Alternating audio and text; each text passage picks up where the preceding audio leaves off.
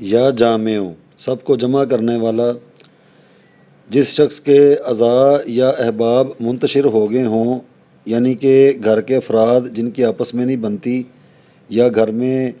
رہنے والے افراد جو ہیں وہ ایک دوسرے سے جدا جدا ہو کے دور دور رہتے ہوں،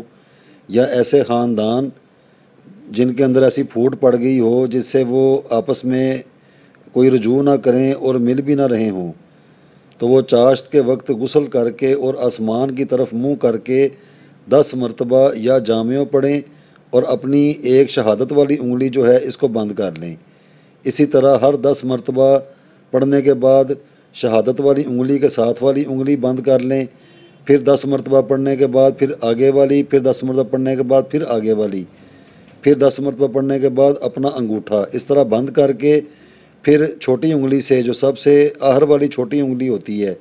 پھر 10 مرتبہ یا جامع پڑھ کے اس کو کھولا جائے، پھر 10 مرتبہ یا جامع پڑھ کے اس کے ساتھ والی، اس ترتیب سے اس عمل کو کیا جائے، اور آخر میں دونوں ہاتھ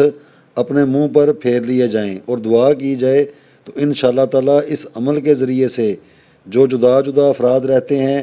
اپنے تصور میں رکھ کے ان کو، تو پھر اس کو ورد کیا جائے۔ جتنے بھی دور رہنے والے افراد ہیں یا ان کے اندر ایسی کوئی پھوٹ پڑ گئی ہے جو ایک جگہ پہ جمع نہیں ہوتے، تو اللہ کے فضل و کرم کے ساتھ اس اسم کی بدولت وہ جمع ہو جائیں گے۔ اس کے علاوہ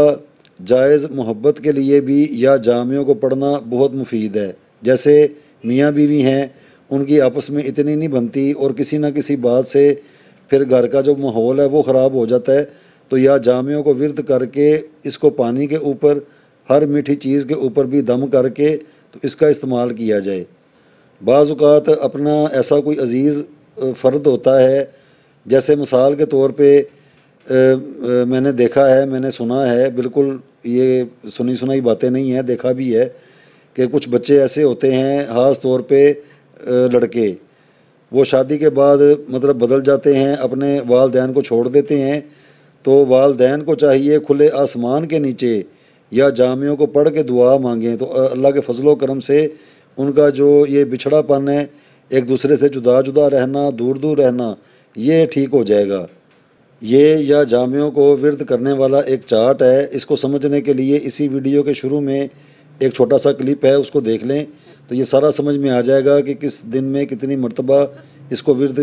کرنا چاہیے۔ آگے اسی کا ہی اتوار کے دن کا جو حاکم فرشتہ ہے دبن فائل 136 مرتبہ، پیر کے دن کا جو حاکم فرشتہ ہے مکس زائل 1360 مرتبہ، منگل کے دن کا جو حاکم فرشتہ ہے فسز بائل 1045 مرتبہ، بدھ کے دن کا جو حاکم فرشتہ ہے ززت لائل 1639 مرتبہ، جمعرات کے دن کا جو حاکم فرشتہ ہے کتشخائل 929 مرتبہ، جمعے کے دن کا جو حاکم فرشتہ ہے سعگ جائل 1163 مرتبہ، ہفتے کے دن کا جو حاکم فرشتہ ہے زس زیائل 1217 مرتبہ۔